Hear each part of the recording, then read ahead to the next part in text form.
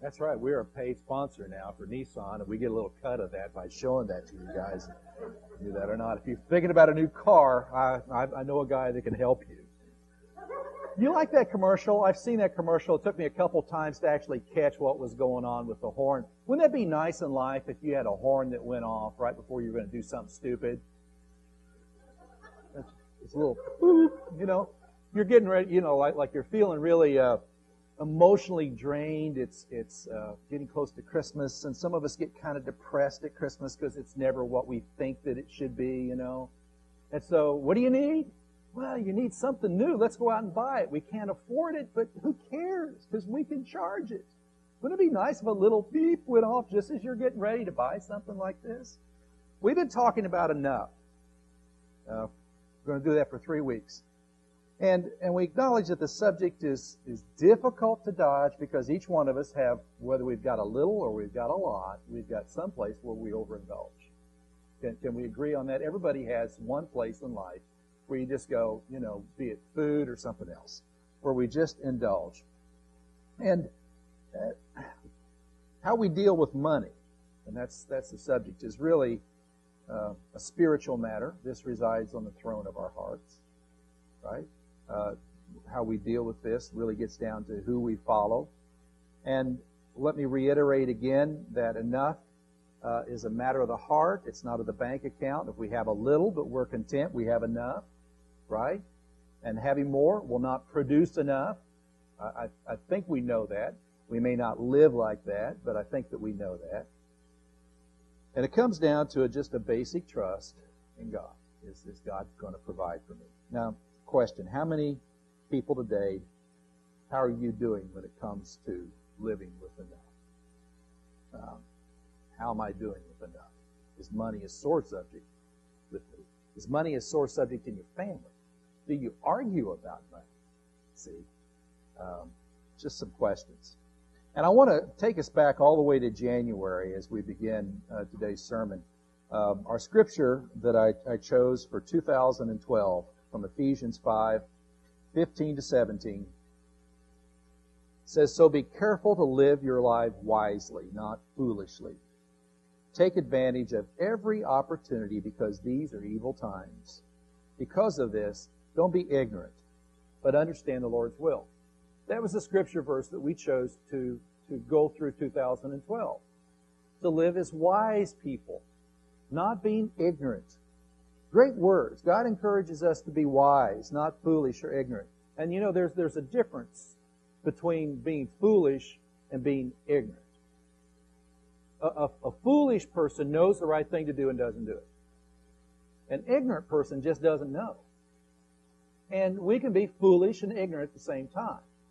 That's really a lot of trouble. When it comes to money, oftentimes we see both. We see the same person at once. We see, we can be foolish and ignorant at the same time, and God calls us, here He says, to be wise. And I think that's the highest goal. When I was a freshman in college, my parents sent me off with a checkbook. I think it was the first time I ever had a checkbook. I can't remember, but I think it was. If it wasn't my first checkbook, this was the first one that my mom didn't look at. Okay? So folks remember what checkbooks are? They're little pieces of paper that you write things out. I mean, a lot of people don't even have checkbooks anymore, but we didn't have credit cards back then. We just moved up once from trading things like nice rocks. And then they got checkbooks back in those days.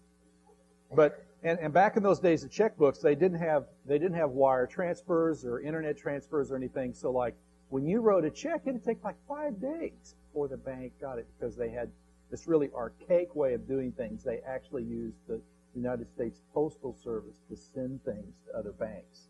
And I went to a college that was 100 miles away.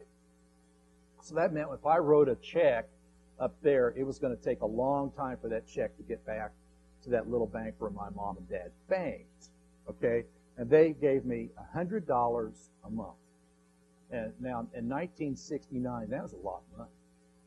I mean, I look back on it, I think, they were really generous. They've become so generous through the years because they were super stingy then. But now they are so generous because $100 was a lot of money. $25 a week. And I was both foolish and ignorant.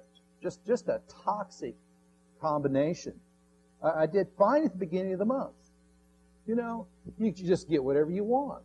If you didn't want to eat in the dorm, well, then you ate at the union because you had money. Just write them a check, no problem at all. Oh, and back then you could just write checks and people would look at the name and go, okay, you're probably all right. They didn't do any kind of background check on you, anything. You write a check. Now it's like, they take your check and they run it through the thing and it comes out of the bank account and they give it back to you. It's like, I had always worked since I was like 12 years old, and I'd had money before, but I always saved money to buy big things. And I'd never been responsible. If I needed gas, we lived on a farm. My dad we had a gas tank, so I just filled up my car with the gas tank, never to buy gas. If you needed something, they took you to town, they bought it for you. But the check is so powerful, and the check back then transcended time and space. It really did. It transcended time and space because you could write a check, and it took 5 days for it to get back to the bank. So if it got back to the end of the month, and sometimes I even wrote down what I'd written on the checks in the checkbook so I knew how much money I didn't have left. But if it got like to the end of the month, and you looked in your checkbook or thought in your head, I don't think I got any money left, but Zeppelin just came out the new album and it's $3.99. I think I need that this weekend. Just write the check. You got 5 days before it gets to the bank. And they're not going to call me up. They're going to call up Mom and Dad. And they're going to go, Donnie bounced another check. What are you going to do about it? And he said, oh, well, just take it out of my account. I transfer some over. And I was both foolish and ignorant. I was ignorant because if I'd have been smart, I would have just used cash, because then I couldn't bounce a check. There was just one problem with that. Dave Ramsey was in 6th grade. And Dave had not written anything about this yet. He was just starting to get on, well, they didn't even have the internet back then, I guess. So, that was my problem. That kept me ignorant. I didn't know how to do that. But I was also foolish because, you see, in the throne of my heart, what resided there was not integrity and honesty and discipline, but what resided in the throne of my heart was I wanted to party. You're a freshman in college, and you want to have fun. So that takes over everything else, right? So I bounced checks. For years I bounced checks. And, I look back on that and I go, in some ways, I'm still kind of bouncing checks. I don't know if you guys are really bouncing checks with your lives or not, but I look back and I've repeated this same scenario over and over in my life, where I was both ignorant about some things, but I was also foolish about some things, because what resided in my heart was not what should be there, but what resided in my heart was some foolish intent. And there's not much that we can do about, or I can do about your foolishness. That's really a matter of God. It's really a matter of who you put first in your life. And there's not a whole lot that I can do about that, but we can do something about the ignorance, right? And that's what we're going to do today. Okay, so just briefly, I've got 6 things that I want to go through, and we're just kind of skimming the surface here on some basic truths from God about money. Some things that God wants us to know. And the first one is remember who the owner is. The first and probably the most important truth concerning money is that God provides everything. God owns everything. And we receive, and we are stewards, we are caretakers in this world, but everything belongs to God. And that was the original design. God had a garden. God planted the garden. God put Adam and Eve there. They didn't own the garden. They were caretakers of the garden. God owned the garden. He said, manage this. Take care of this. I'll help you with it. Here it is. Enjoy it. Okay? And there's so many scriptures that we could go to on this point. We had one last week from 1 Chronicles where David was building the temple, and he said, Lord, what we give you is everything that you've already given us to us. We're just returning it. I thought of Psalm 24:1 today. It says, the earth is the Lord's and everything in it, the world and its inhabitants too. Now we get kind of confused about this sometimes. I mean, we think that this is ours. I've earned this. I've made this. There was an old theological journal. It was kind of psychological too. It was called Reader's Digest.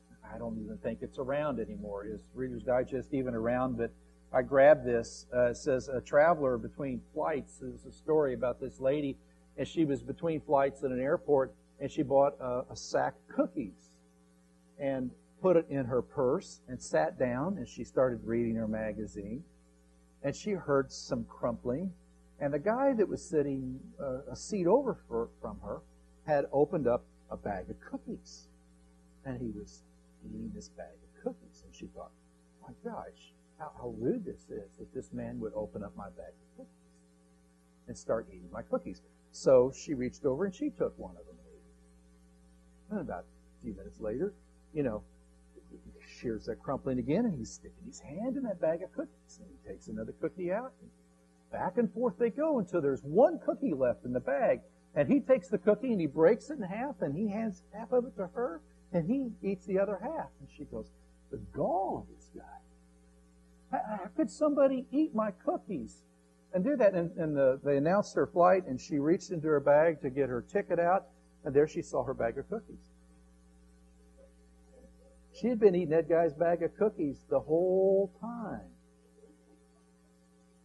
And sometimes that's kind of the way we think about our own things, is that we think that, this is all mine, and yet we're eating God's cookies. Our entire life is what we're doing. We're consuming what He gives to us, and yet we get this attitude like it's ours. Knowing that I'm a steward, a caretaker, not an owner, is probably the most important truth about money that we can grasp. People do some stupid things when they forget that. They hoard, they envy, they use money to control people. They go for everything they can get. They believe they're self-made. God says it's a gift. He says everything that you have is from me. If you don't believe that, just wait until it's taken away. And then you learn that lesson the hard way. That I thought I was in charge of everything. And now I find out. Now don't misunderstand me. That doesn't mean that we just kind of sit back and go, well, Lord, I don't have a job and I'm not doing anything, but you're going to put some money in my bank account. It just doesn't work that way. When we moved to Kentucky, we learned about Kentucky's religious way of snow removal. You've all heard this. God gave the snow, God will take it away. No reason to mess with it. The sun will come out, God will take it away. That's not what we're saying here. That's not what I'm saying at all. Caretakers work. Our attitude is that God is the giver, and He has given us this privilege, though, to work with Him. God warns us not to think more of ourselves than is healthy. Deuteronomy 8:16-18.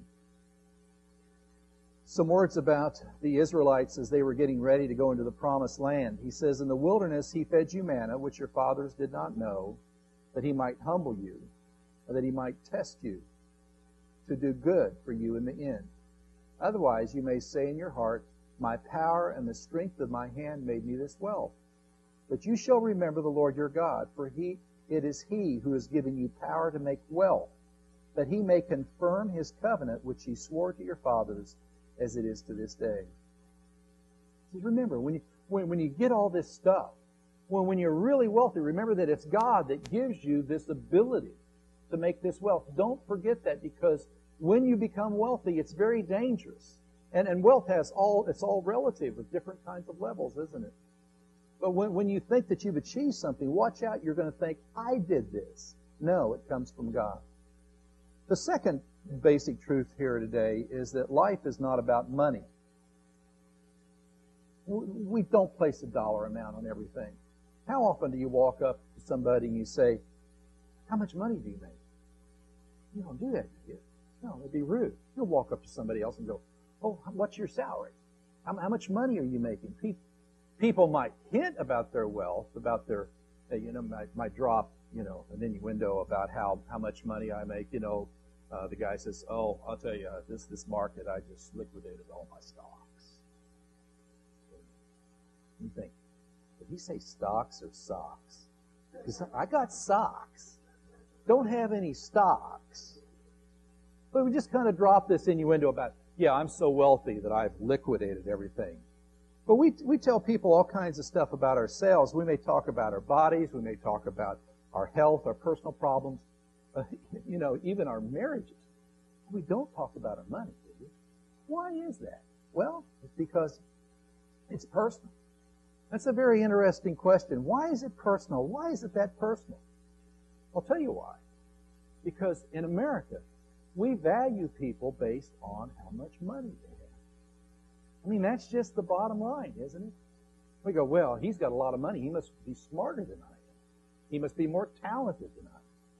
He's more popular than I am because he's got or she's got money. If you make more than me, you might not think much of me. If I make less than you, I might be tempted to envy you or compare myself to you. And it really gets deep into how we define ourselves in this country. And this is what we're up against. I'm saying, don't put a money value on people or on everything. That's not how we're supposed to value things. As a matter of fact, the Word tells us that the church is supposed to be an alternative lifestyle here. We're not supposed to do that. James, in James 2:5, he says, my dear brothers and sisters, listen.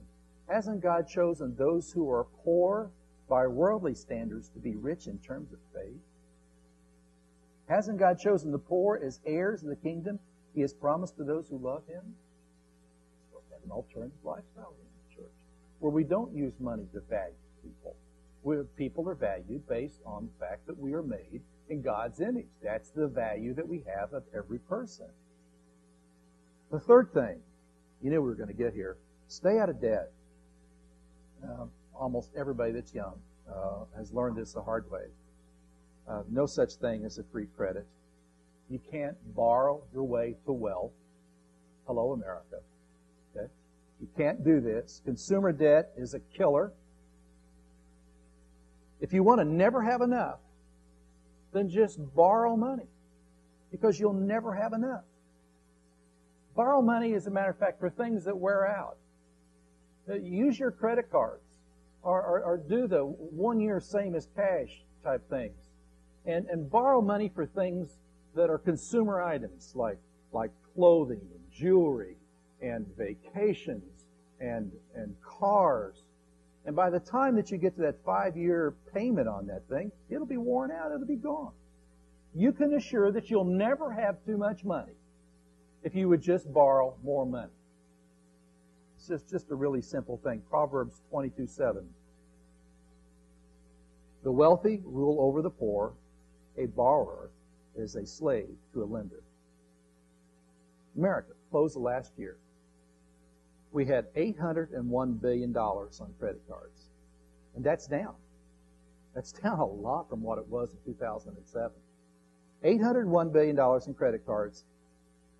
For the average family, okay, for the families that have credit cards, that's $15,956 per household for those who have cards.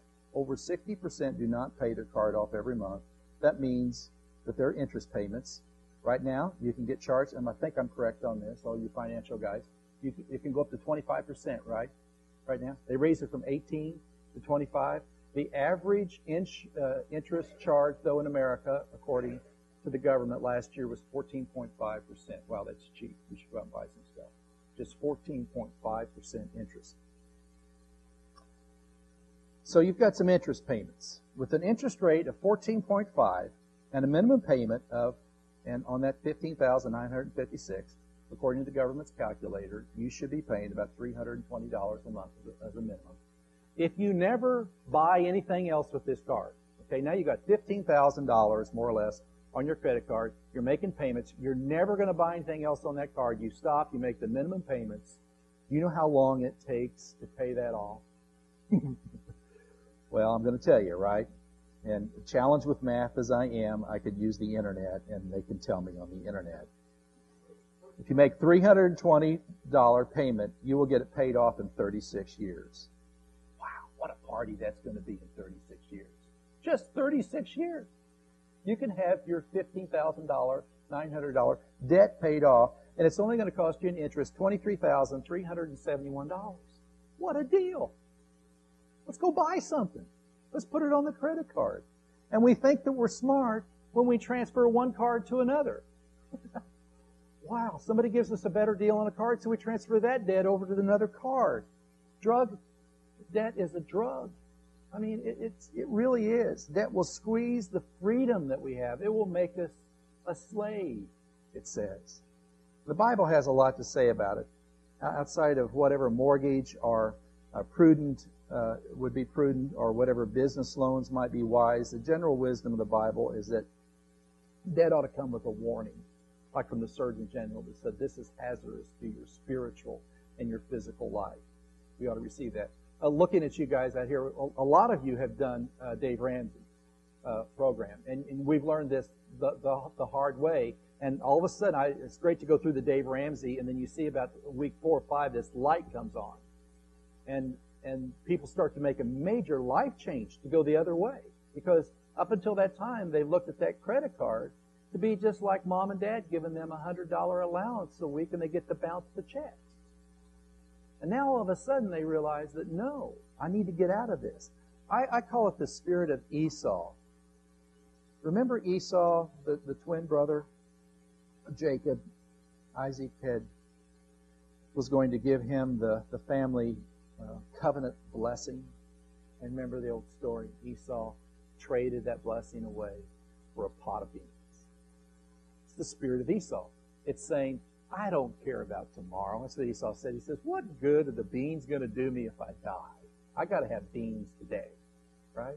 So I'm trading tomorrow for today. And when we get in heavy consumer debt, that's really what we're saying, is that I don't care about tomorrow. I just got to have today. It's the spirit of Esau, is what it is. The fourth thing, teach the kids about money. Psalm 34:1 says, come children, listen to me. Let me teach you on how to honor the Lord. We are, as parents, told over and over to teach our kids. It's a rough task. I know it is. Sometimes we do well, sometimes we don't do too well. Graciously, the Lord and some other people help us, and the kids usually don't turn out too bad. But it's our job to train the kids. And what are we going to teach them? We learn from our parents, right? We learned sometimes some very good things from our parents, sometimes some not so good things from our parents. What are we going to learn? When I was a little kid, my father was the township commissioner, and that meant that he was on the county board, but this was way back, we barely had light bulbs in the house.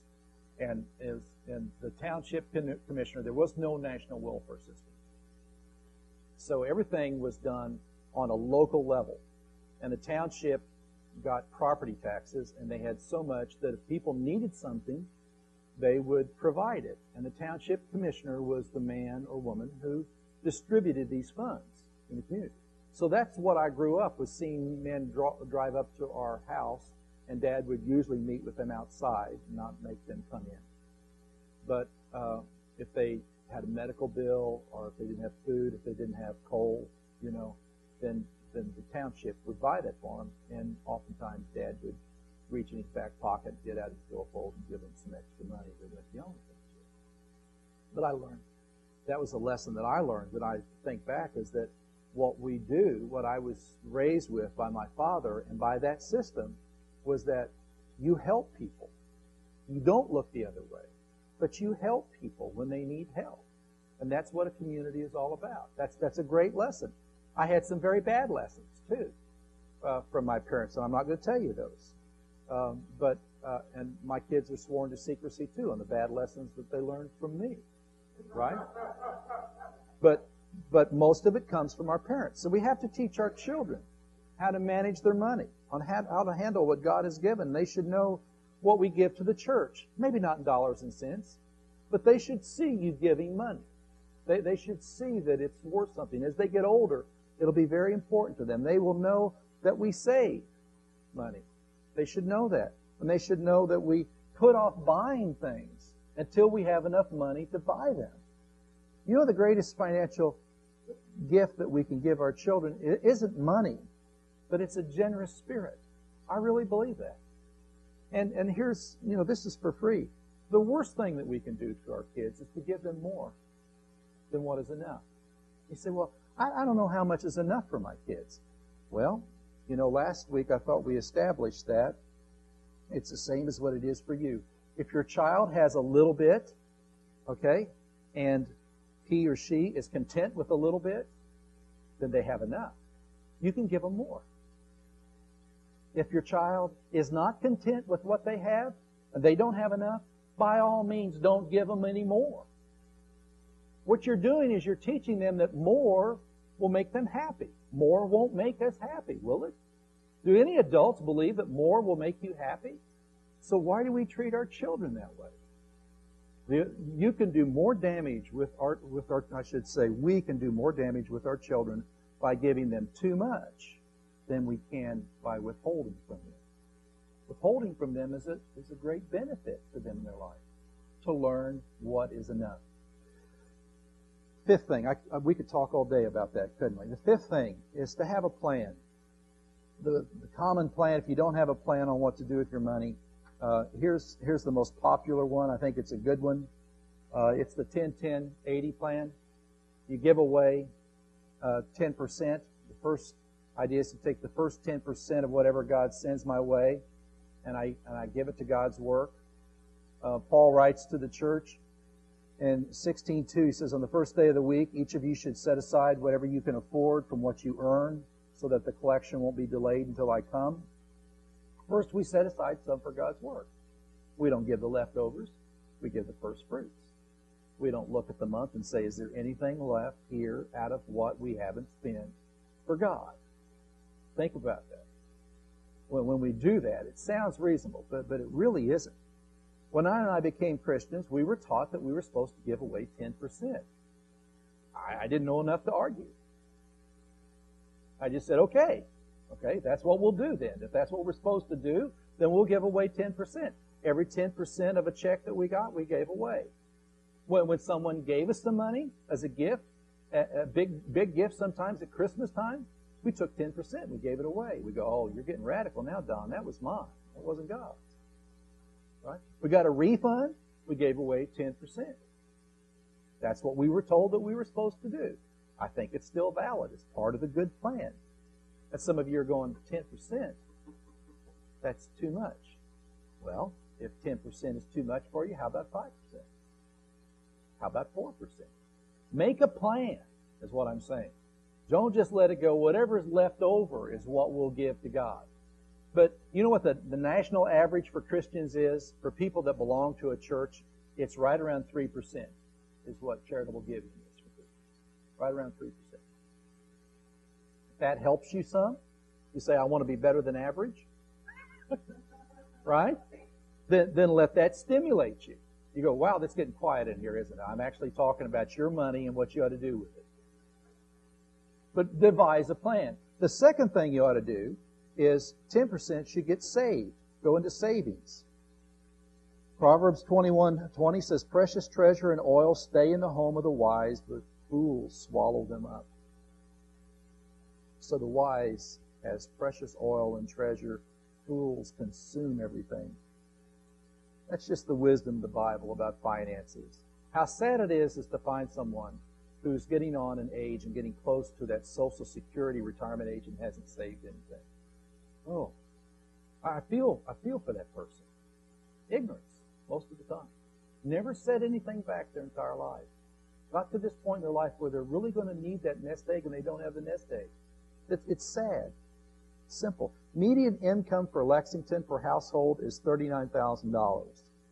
Let me take that down. Let's go to $36,000, and you save 10%, and you put it at compound interest at 5%. Now you can't get compound interest, but you can get a core mutual fund for 5%. Can't you, David? David's finding 5% mutual funds. Gee, who wants a 5% mutual fund? If you just did that 40 years, from age 25 to 65, you're going to have $460,000. They say, well, that's a lot of money, Don. Well, that's probably $460,000 that a lot of us in the room won't have. Don't think about that. But that's not a lot. Well, let's invest it a little wiser than that. I think 20-year average on mutual funds is right around 10% someplace. Thanks, David. David's a financial advisor. Right around 10% someplace. So if you saved 10% of your $36,000 for 40 years, you know you'd have $1,928,000, almost $2 million. $2 million. Here you are, age 65. You've got $2 million in the bank. Okay? If you leave it in the mutual funds and you just get 10% a year before taxes, you've got to somehow live on almost $200,000 a year. How are you going to do that? See how simple that is when the interest goes our way. The last thing that we want to talk about is number 6. Look forward to the final audit. You know, Jesus said, much will be demanded for everyone who's been given much, and from the one who has been entrusted with much, even more will be asked. The most important piece of financial wisdom, I think, that I can give you, hopefully from God today, is this one simple truth. You're going to die. Everybody's going to die. Nobody gets out of here alive. Okay? Everybody's going to die. There's going to come that time when there's going to be a financial audit, a spiritual audit of your life. Get ready for that audit. All right? It's not about dollars and cents. It's about the values in our life. I've sat with a lot of people on their deathbeds, where they were in the last hours of their lives. And never heard anybody say, I wish I would have made more money. You get to that last point in your life, you don't think about money at all. It's just not important at all. You hear people say things like, I wish I'd taken some more time for my family. I wish I would have taken some more time for God. But you never hear anybody say, I should have made more money. It's just not in the picture. It's loving God. It's asking Jesus to be my forgiver, my healer, my leader, including all my stuff. And then it's loving the people around me. But of course, we don't have to wait until we're on our deathbed to do that. We can do that right now. Just a few points of wisdom that God gives us about money. Really, it all comes down to one very important reality. If we can get this down into our core, and get this down into our lives, our value is determined by God. Our value is not determined by our bank account. Our value is not determined by what the world thinks of us. It's not our financial statement. But God has given us enough. I want you to sit with that for a minute this morning. If I could get each one of us just to say to ourselves right now that God has given me enough. Can you do that? Can you just have those inner words that you confirm to yourself for once that God has given me enough? I don't have to have more to be happy. That doesn't mean that we've got to be slackers and not do anything. Obviously not. But God has given me enough. Has He given you enough?